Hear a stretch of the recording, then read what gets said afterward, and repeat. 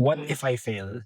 Does that mean I'm not meant for the service? I always tell aspirants, meron kasi kayong mga iba't ibang chances or opportunities to enter the military service. But, pag hindi kayo talaga nakapasok sa service, it means God has another plan for you if hindi kayo makapasok sa uniformed service. The thing is, when serving our country, no matter what industry you're in, kung gusto mo talaga mag-serve sa bayan, then you'll be able to contribute to the nation.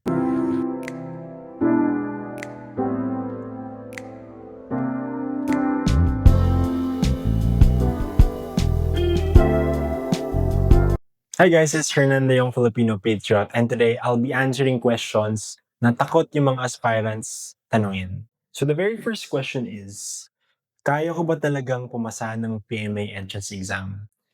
The answer there is, sa totoo lang, nakadepende kasi sa inyo yan. Kung magpe-prepare kayo, if you're going to do your best to prepare beforehand, kakayanin nyo. So ano bang pwede nyo gawin? Mag-review kayo, sumala kayo sa mga online reviews, which we are going to have.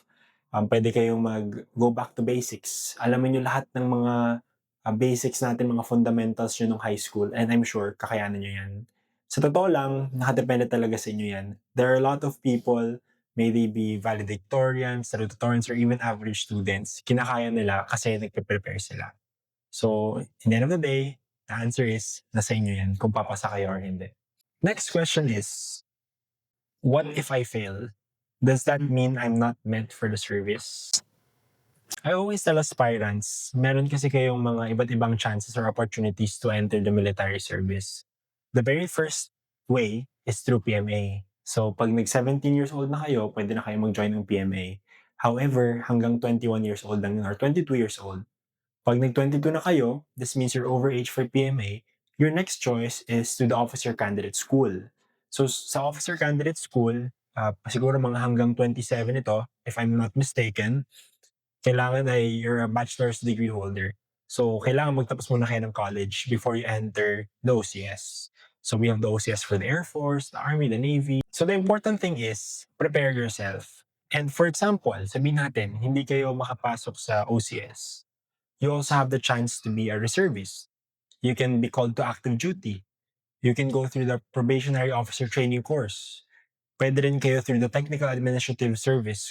So, ang nandoon yung mga doctors, lawyers, nurses, and other professions. So, ang point dun is, hindi nagtatapos sa PMA ang serbisyo. But, ito nga, lagi kong sinasabi sa lahat ng mga aspirants.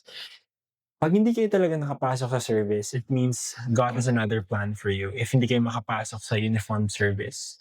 The thing is, when serving our country, kaya nga service kasi you're serving your country. No matter what industry you're in, kung gusto mo talaga mag-serve sa bayan, then you'll be able to contribute to the nation. Importante is yung heart nyo mag-serve and to help your fellow Filipinos. So, nasa inyo yan. Kung para sa inyo, sa tingin nyo ba para ba talaga kayo sa service? So the next question is, how do I deal with pressure from my family and from myself? Honestly, that's a very difficult question kasi yung pressure na yun is actually coming from ourselves mainly. Yes, totoo yun that our family expects us of something. May mga friends tayo na in-expect tayo mag-military kasi kunyari nag-ROTC kayo. But in the end of the day, nakadepende pa rin sa inyo yan. If you're going to allow the pressure to really overcome you, kumbaga ang point ko lang is, in the end of the day, you're the one in control of your life. You're the one that decides what fate you're gonna have. So, if you really want to join the service, that's good. But if you're only joining the service because you're pressured to do so, then I think you have to think about it. The service is not a joke. Hindi siya madali. It takes a lifetime commitment to the service. Kasi nga service it really takes a lot of sacrifice to join the military service in particular. So, how do you handle it? Ako personally, what I would advise you to do is isipin mo talaga kung ano yung gusto mo para sa sarili mo. Yung mga gusto ng family and friends natin for us, maybe yan nakikita nila na good for us. Pero in the end of the day, ang totoong makaka-decide kung ano ba talaga yung good for us is ourselves. So you have to think about it for yourselves, pray for it, meditate on it, kung ano man yung kailangan nyo. And if you decide by yourself kung ano ba talaga yung gusto mo, then from there, hindi ka na masyadong ma-affect ng pressure galing sa iba. That's my advice for you. So the next question is discipline more important than intelligence? So sa discipline is something that's decided by ourselves. If we want to be disciplined, yes, it's trained. Meron tayong mga nakukuhang standards sa academy. For example, ako, I never fixed my bed before. Hindi naman ako nag-aayos ng kama ko. Hindi naman ako nagdilinis ng banyo.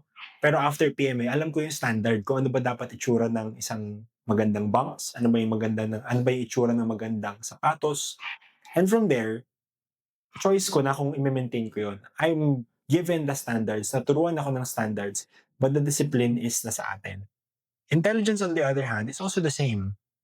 Meron kang natural learning curve. Kumbaga, gaano ka kabilis matuto, kung gaano ka kabilis maka-pick up. Pero in the end of the day, kung hindi ka mag-aaral, wala pa din.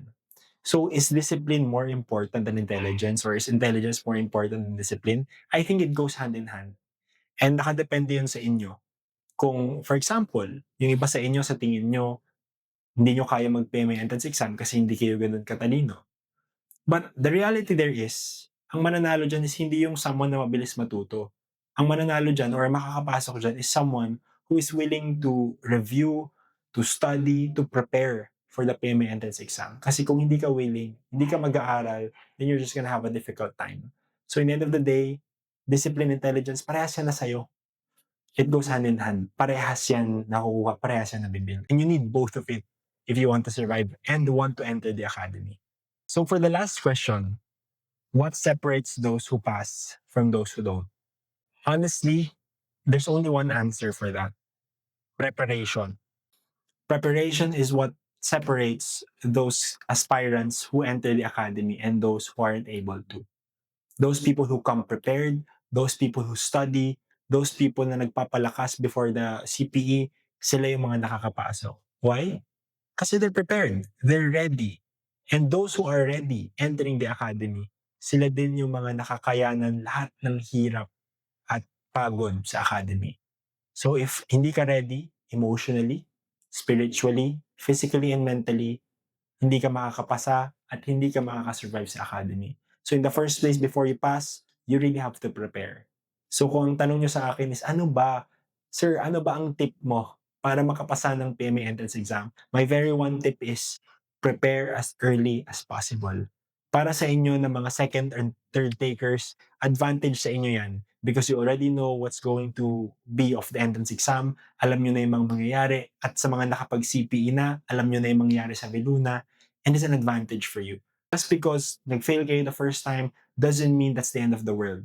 Baka your second time, third time, and even your up to the last try, kaya yan, makakapasok kayo. I know many stories na gano'n. So I urge you aspirants, prepare as early as possible. And ako, as part of the TYFP community, I'm here to help you guys out. I'm here to bring out the best in you. So good luck aspirants, kakayanin niyo yung entrance exam.